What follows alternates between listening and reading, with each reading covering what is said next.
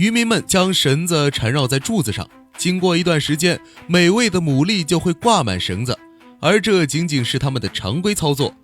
牡蛎是珍贵的食材，营养丰富，生鲜市场上一般都是10块钱一只，这让身处内地的网友着实羡慕不已。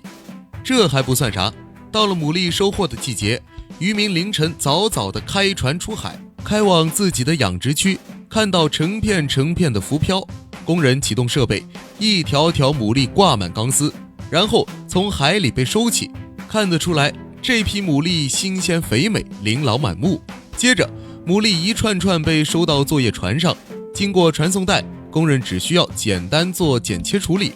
等到天快亮了起来，一大袋一大袋的牡蛎装满整艘作业船，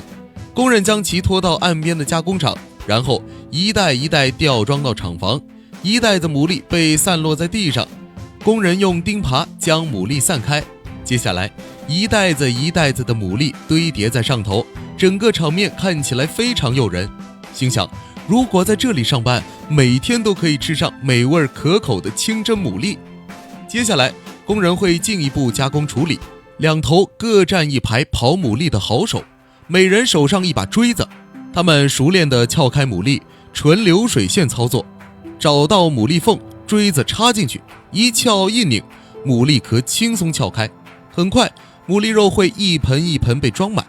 多余的牡蛎壳会经过传送带被送入粉碎机，全部粉碎，然后堆砌如山。至于这些牡蛎粉会起什么作用，据说有人回收，有药用价值或者其他用途。接下来我们再看这一盆盆的牡蛎肉是如何处理的。工人会将它们倒入过滤盆，过滤掉多余的水分，然后逐一称重，